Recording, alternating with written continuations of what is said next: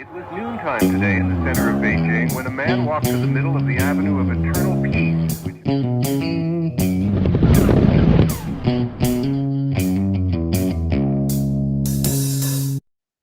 Well, all right. Welcome back to the Survival and Basic Badass Podcast, Kevin and Chuck. Today, well, we're going to talk about people who disappeared, how you might go off grid or go off the surveillance grid and just completely disappear, right? Like a boss, right? That's the trick. So I got a lot of cool guys. There's guys who, none of them are the most desirable characters in life. You don't look to them as maybe role models because who else has to go on the run but kind of thieves and criminals and shady guys. But there are some people who came up with some pretty good ideas, and that's basically something we want to dive into, kind of some of the techniques that they employed and the things like that, your kind of thing. You have ideas, people we should have been talking about, like, subscribe, comments, let us know, right? But let's just kind of jump right into it. So one of the, I think everybody, DB Cooper comes in to mind with all of them, but I actually wanted to start. How about Saddam Hussein? Yeah, he disappeared for a while, man. They were looking for his ass for a long time. So he evaded capture for 8 months. This is back 2003.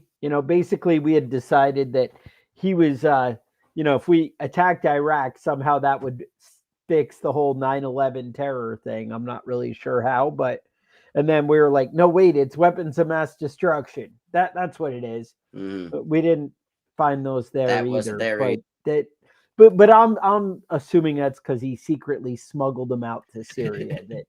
I'm gonna go with that. That's what I tell myself in my heart. That we were really just wrong on that one. Because, dude, everybody was on TV going, yeah, this is what happened.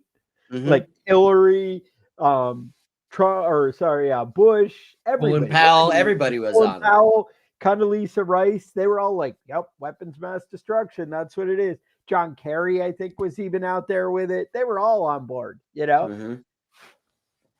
So we decided we were going to go get Saddam. I think actually there's a story that, we used to hear in the military. I don't know how true, but it was in our circles, was that they basically gave some CIA guys a briefcase with $10 million in it and said, yeah, go get Saddam's head and bring it back. And that was kind of the initial. We thought it was going to be like a 2-day thing. Right. We'd go get that guy, and it didn't work out as they thought.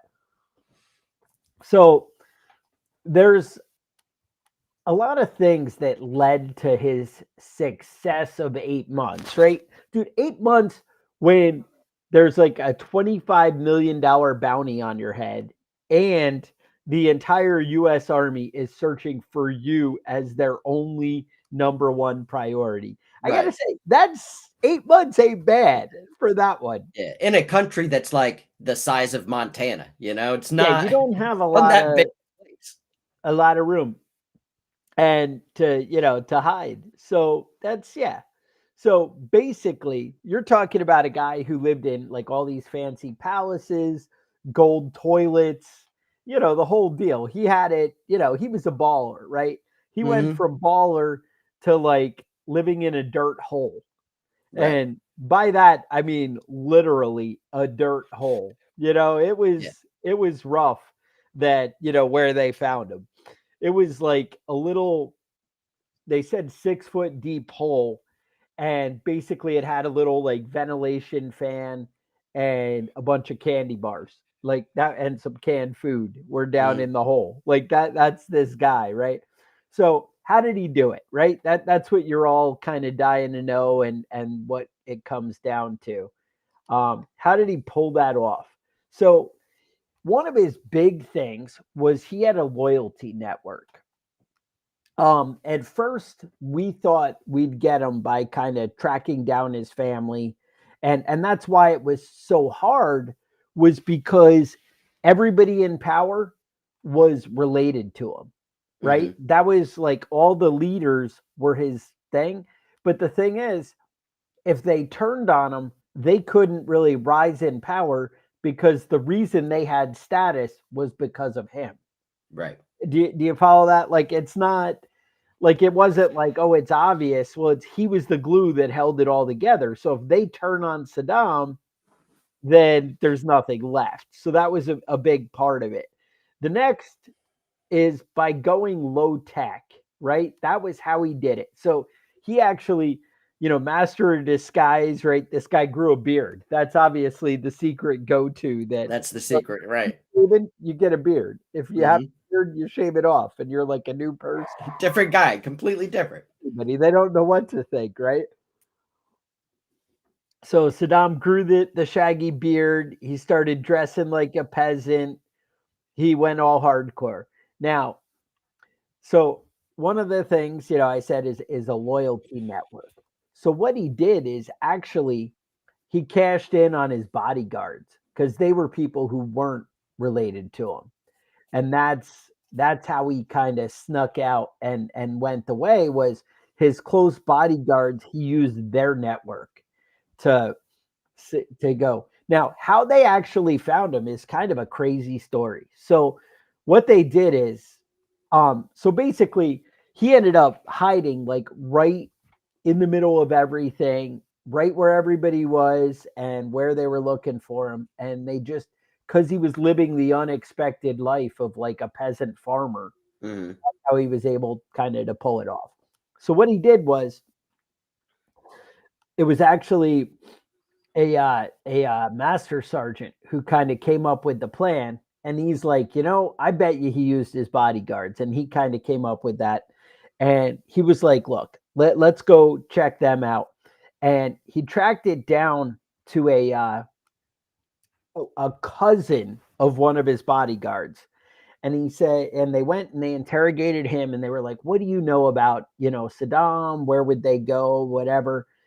Well, one interview we heard Saddam liked fishing. All right. And then he went and talked to the cousin, and the cousin's like, well, I know my uncle used to like fishing at this lake somewhere.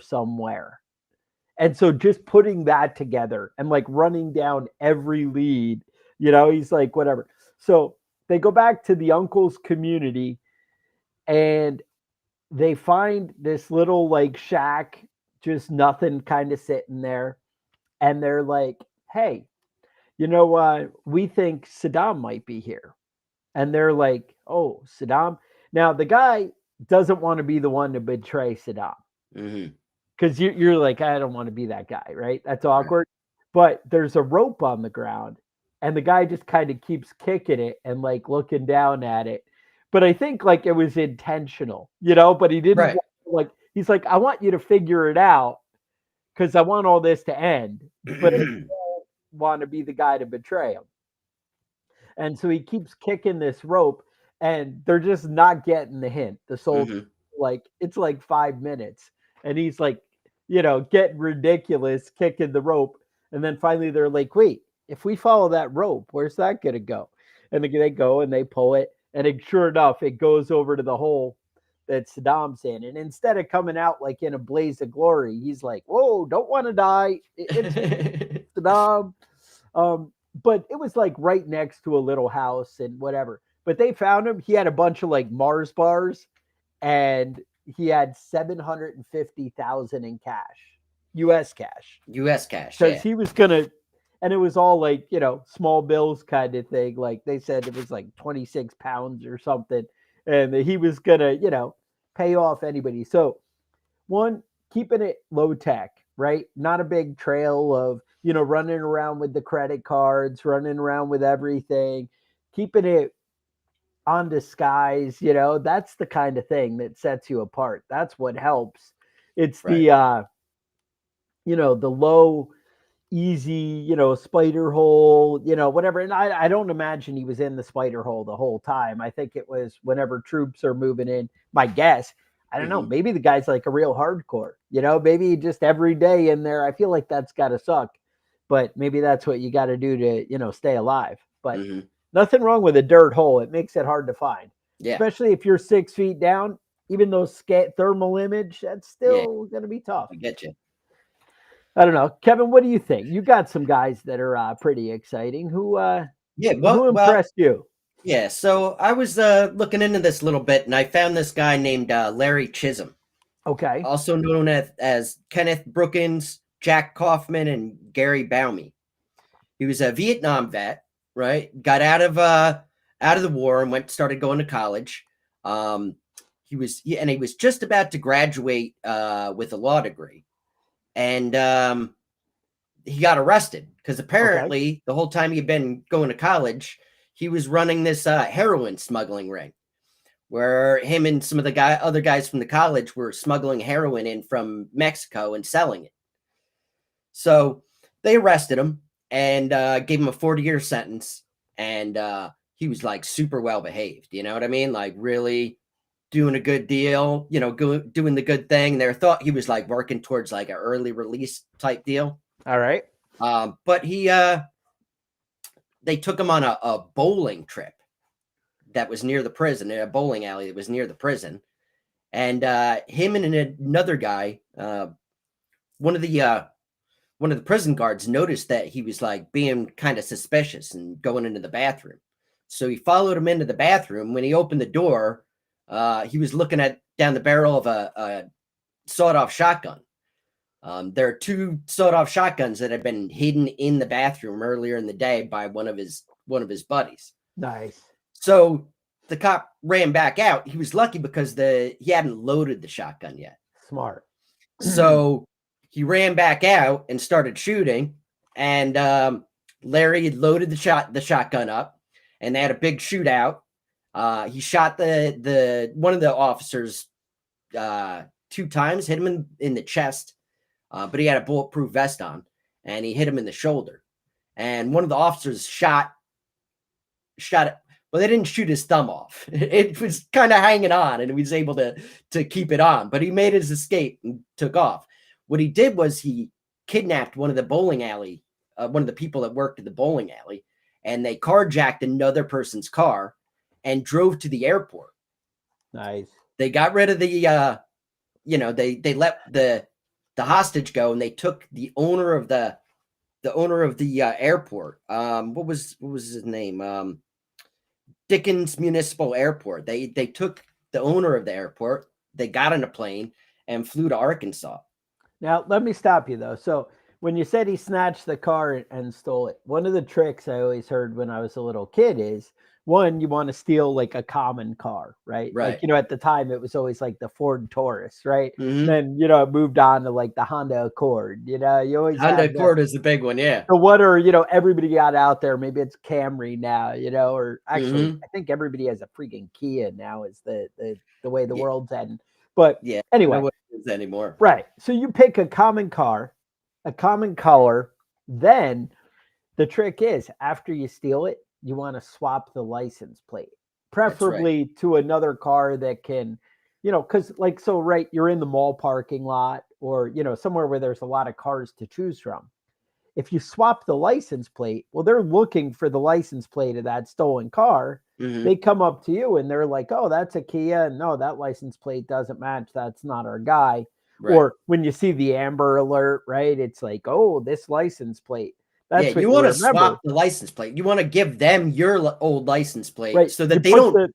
You might not even notice going out and getting in your car that your license plate is a different number. So that usually buys you a day or two, right? Extra of, people noticing things. And by that, like you shouldn't be driving the stolen car more than like 2 days or whatever. Like you need to get where you're getting and whatever. Just wanted to pass that little secret of the pros along. There's no reason. I'm just saying, like, if you were being hunted by a foreign government and you were working for the U.S. government doing good things for freedom, right, then these tactics might come into play. This isn't for like the use of criminals. Right. No, don't commit crimes. We would never do that. I'm just saying, like, if something went rogue, when you've seen those movies where the good guy is trying to expose the corrupt government that we know they did something. And if it works out right, you're a hero. But if it goes down wrong, you're, back in the, then you suicide yourself or something, Right. So, right. All right. I'm just saying it was if you're the good guy in the scenario, these are things you would do. So anyway, sorry, go back on. He's going to the airport. So yeah, they flew out to Arkansas and ended up getting caught again 3 days later. But he like convinced one of the guys he was in jail with to try and crawl through the air vent, and he got out, overpowered the guard, unlocked him, and they were on the run again. Nice. So a couple of months later, he walked into First National Bank in Cincinnati, Ohio. He was a bank inspector, at least that's what he told them. And then when he got in the bank, in the back, he opened up his bag and then had a bomb. So he took the bomb out, filled the bag up with $200,000, walked out, and he just kind of disappeared into the crowd. Like he was just, disappeared into the bystanders. The police were there. He saw him. And that's the thing. Away. You always see the movies where the guys sneak out. He's like in the EMT outfit, or he's wearing the fireman coat and the helmet. Well, the thing that really like helps this guy, he was just an average white guy, average height, brown hair, brown eyes, like probably had a beard. Average, like he looked like exactly like everybody else. So a couple years later, they tracked him down to New Orleans, and but when they got there, he had just left. He had left all his stuff behind. So close. Yeah. And they found all these books on like how to, make fake IDs, how to fake your death, how to change your identity. He had like laminating machines. He had like all this equipment to Ragnar Benson has a lot of books on that. I'm just saying. And you think they're outdated, but some of those tricks still kind of connect. I think if you follow the inspiration and the ideas, they ring true. That's what I would say. Go on. So that was basically it. That was the last time they saw him. He apparently is married. He was going under Kenneth Brookins, the name. Had a wife named Brookins, had 3 kids, and nobody's seen him in about 30 years. They didn't think to look in the phone book? Well, I mean, I'm sure he's got a different name now, but he's still on the U.S. Marshals 15 most wanted. So if you see him out there, let him know. You're like, Ken, is that you? There's a $25,000 reward for him, but they never pay that reward. Yeah, that's the thing. 15,000. That was it, dude. So that was back to Saddam, right? They were like, well, they thought about not paying the reward because they were like, and they were like, well, we really should, because then that'll give us more credibility when we're, and I'm like, really? You can't. That's it. And you can't even put it out publicly like that. Yeah, we didn't think we were going to do that because fuck them. Remember they had a $25 million reward on Osama bin Laden, and they never paid that. I mean, in fact, the guy that turned him in got arrested and went to prison. So jokes on you, because you don't really complain about it when you're in that. Right. In that Pakistani prison. That can't be the best place to be staying. Right. You're like, send out a note. They owe me $25 million. Yeah. Remember Luigi Mangione? They had a big reward for him. Okay. They never paid that. They never pay shit, dude. They never pay those rewards. Don't turn people in for the reward money, because you ain't going to get it. You ain't going to get it. And odds are you might get arrested. You know what? If you were that close that Saddam, you're probably part of the problem. Yeah. I think we got a file on you somewhere. I think that's how that goes. We can come up with something. Now, there's another guy who kind of went the exact opposite way then, as far as the low tech and the whole thing. Let's talk Edward Snowden. This is back to 2013. NSA contractor leaks classified documents, but he's not doing it for his own gain. I feel like his intent was solid, right? He really was trying to. Now we can argue whether that was the best way to go about it. I think one of the big things is maybe wasn't one of the best ways, because it turned out nobody cared. Nobody cares that their privacy is stolen and that the government's corrupt. Because everyone's like, oh, we already knew the government's corrupt, and we're down for that. Yeah, and now they just keep doing exactly what they're doing, except we know they're doing it. Nothing changed. And nobody actually gave a shit, even though and then people in Congress to Congress, directly lied and said it wasn't happening, and then it was proven they were liars, and still nothing happened to them. Right. And then the only person they wanted to put in jail was Snowden. Right. They're like, oh, all these lies were exposed, like the director of the FBI, things like that, right? And then they're like, whatever. So how did he do it, right? So one, you watch that movie and he had that slick little nickel with the drive in it. Did you see that? Mm-mm. He had, one of those little hide the little micro USB drive in a fake nickel or whatever and throws it in his pocket and sneaks out. I don't know about all that. That could have just been the movie, but I do have some actual information of how he got out of there. So one, he kept like a low profile is one of his things. Like his first go-to baller move is he goes to Hong Kong to even do this, right? So he goes to Hong Kong because they have legal protections. And one, it's a physical distance from the U.S., but it's also a jurisdictional distance from the U.S. And then obviously he ended up in Russia for the non-extradition whole thing going. But he planned his route that he would not go through any U.S. allies, right? Like as he, went to airport to airport. Mm-hmm. He kept like the low physical profile. In Hong Kong, he had one hotel room, never went out, used cash to avoid like credit card tracking, that kind of stuff. Relied on his lawyers and like other WikiLeaks kind of people. This girl, Sarah Harrison, to negotiate his transit. Like they were basically setting it up. So it wasn't him booking all the things. So that's like a big, bonus. So we knew the NSA could track him globally, right? Because I mean, this is what he did. He tracked things and tracked people. He, remained calm, did his whole thing, and just like laid low while preparing for the long-term game. And I think that was the thing, is he planned out a long-term game. And, he's one guy with a laptop, and dude, this guy was like hardcore secrecy. So like when he's typing on his laptop, he's not hooking to any networks. He's, when he does connect, it's, through Tor. He's using all the, the secret, VPNs and that kind of stuff where you're swapping about, right? So that's, that's a big thing. The virtual network, but that's where Tor's beauty is. It's many virtual networks. I do kind of wonder how secure Tor is because it was actually created by the government, It was meant so that government agents could be secret and do things in their investigations.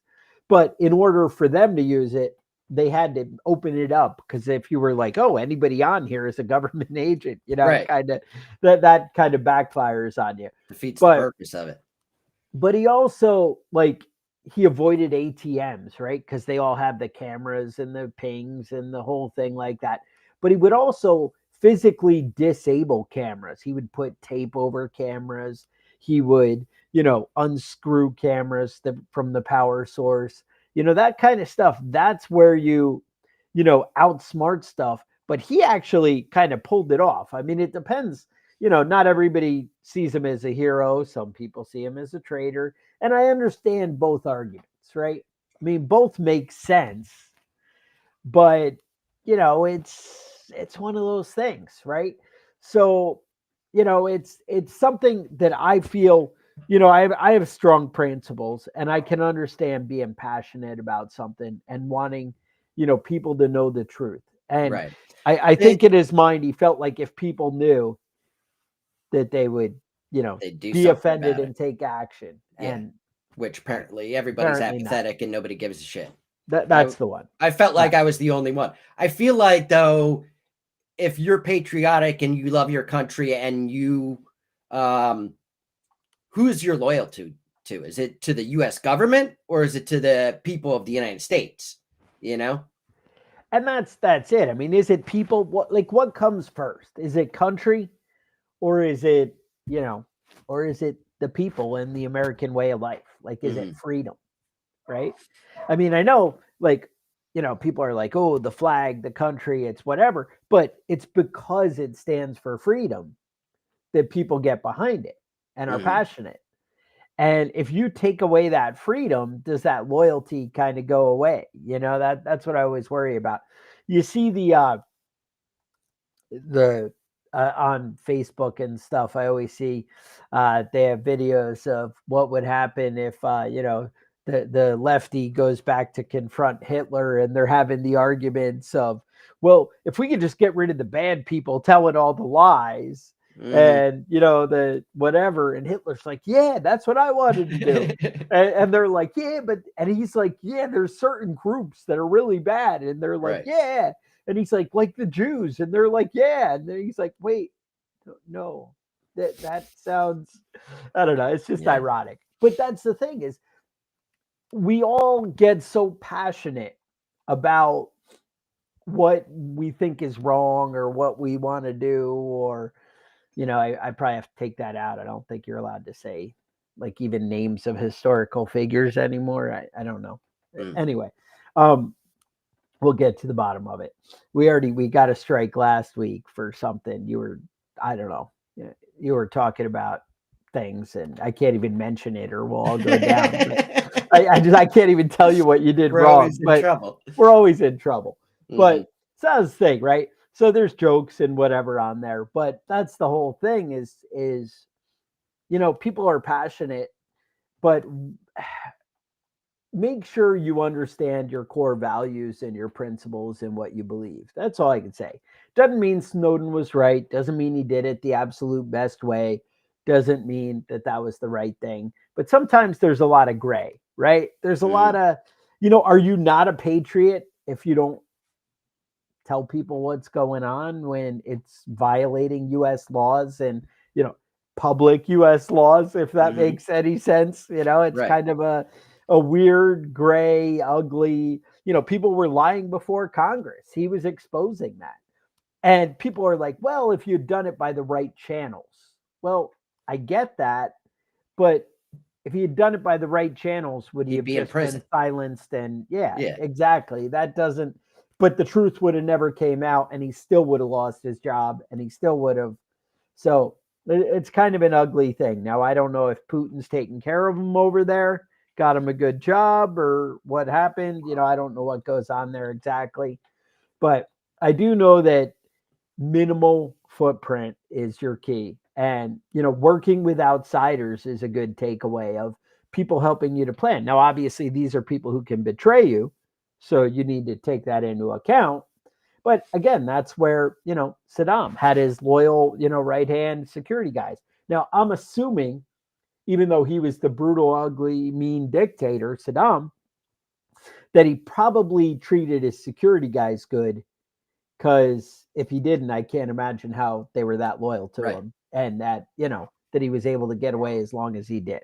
Right. Now, I also know that having fat stacks of cash also had something to do Also with a it. big thing.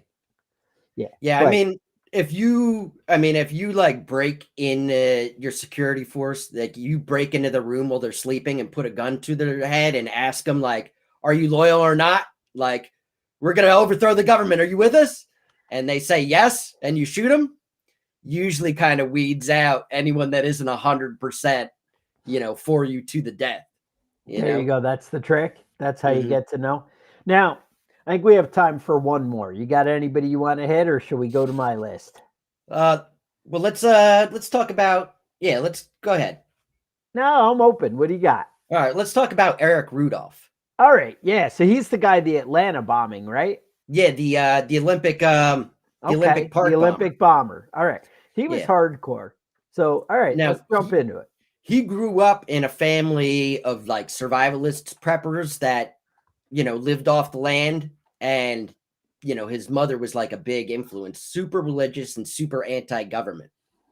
I wouldn't know anything about having a mother like that, but I mean, it was like he was super upset with how anti how awful like society had become. And he Okay. thought the biggest problems were the gays and the abortion doctors. right? So he was bombing all sorts of shit. He was just blowing shit up left and right. And they didn't initially know who he was. Okay. Right. But they did figure it out after the Olympic Park bombing. Okay. They well, hang on though, did track it down, but he wasn't. Yeah, go ahead. Right. Now, first, I don't know how you make the mental leap from people are killing people, innocent life, so I should kill them.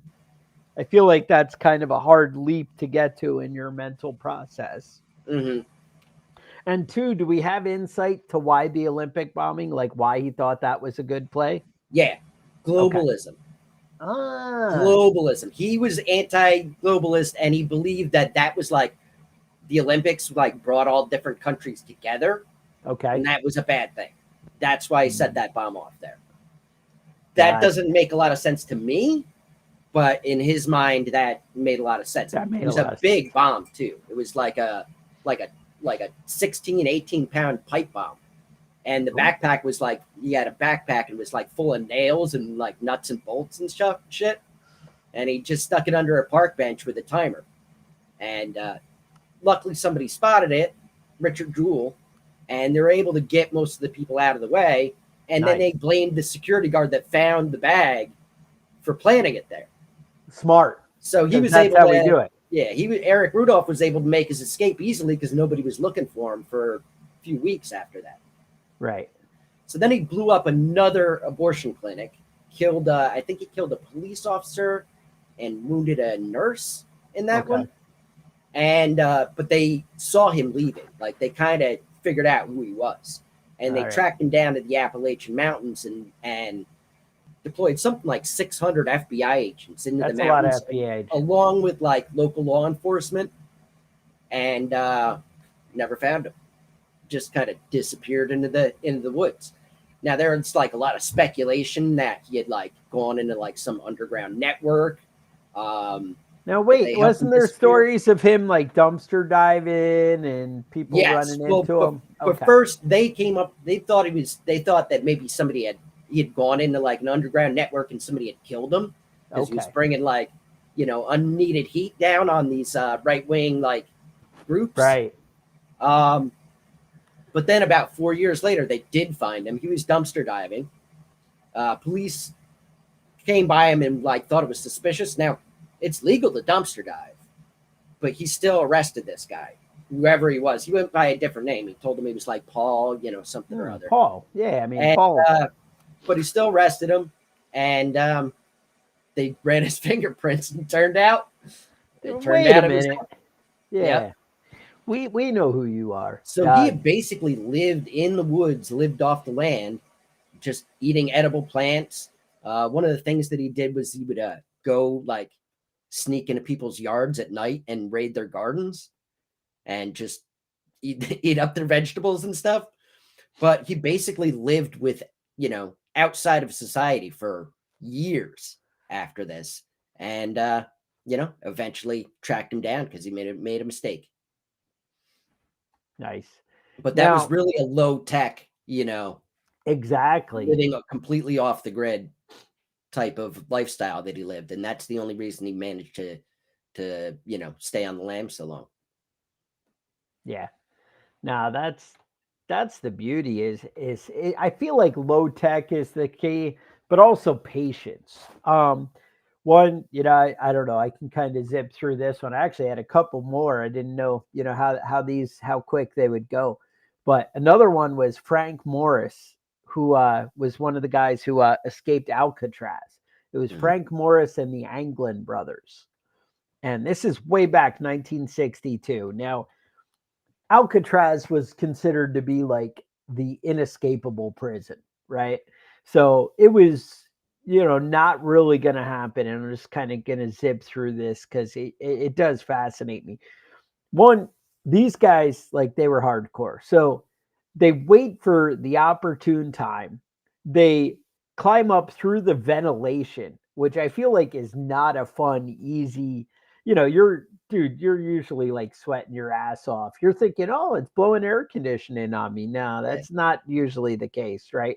You're just, these are usually like return lines and stuff like that you're in. And immediately the temperature goes up and you start cooking in these things. Yeah, and Um, I feel like in any movie I've seen somebody crawl through an air duct, they're always crawling through the cleanest air duct I've ever seen in my life. You know what I mean? yeah, There's like a half inch of like dirt and dust just like caked dirt, up at the bottom of dust, things. Legionnaire's disease, the whole Uh, thing, right? You got all kinds of bad going in there. Now, these guys actually set up like dummy heads in their beds to look like they were still sleeping. mhm, They climbed up the ventilation, managed to get all the way up to the roof of this building, then descend down to, you know, um, climb down to the ground. They get in a raft that they had constructed. 50-degree waters, 1.5 mile an hour currents, is dark. It just was a mess, right? It was something because you're thinking, oh, well, 50 degrees, that's not that bad, but it is. You don't yeah, want to be in the cold water when you're out there yeah, soaking wet. 50-degree water is cold water. And yeah, no, now one of the theories is that they headed down to Brazil because there was like some photos showed up in 79 of the Anglins, the brothers. Mhm, Um, they were like fueling vehicles or something and just down in and they showed up, so who knows, but they had they made the raft out of life vests and raincoats and just mhm, kind of bundled it together and used contact cement, which I just really don't see that working, right. but apparently it worked out. um Maybe that raft just sank and they got and eaten by and sharks, that's the and beauty too, that's right? Like also you could don't happen. even know. Right, I mean, we're talking maximum security prison, and these guys just, pulled it together. Um, I don't know. It's amazing when people pull it off, but I think the keys, like a little summary of the whole thing, is patience and planning, putting thought into things and not just running around reckless. It's when you make quick decisions, like, they say you want to be decisive, and decisive once the plan is in action. I'm with you 100%. But I think thinking it through and planning something out when you're going to do something, I don't know, it just might pay off a little bit more. And that's why, we always push, it's like, hey, listen to, the podcast, because we have all kinds of good ideas and little things that, hey, I remember one time this guy did this. It's why we kind of talk of the off the wall, different, unique scenarios. Because mhm, when you see how other people played things out, you can kind of start to apply those things into your life. And also, it's just the idea of thinking outside the box, right? That, makes it a little bit more, helps you get there. So, something to right. think about. Uh, you guys have other, great escape stories. Put them in the comments so we know about, some cool tricks or neat ideas that people did. We always appreciate that. Thoughts, concerns, email us at preppingbadass@gmail.com. Check out the website, survival and basic badass podcast.com. We have a link for an email list. We have some cool badass gear. You can get things like our cool survival and basic badass coffee mugs, things like that. Anyway, just think about it. And otherwise, I would say stay safe, and we will talk to you guys next week.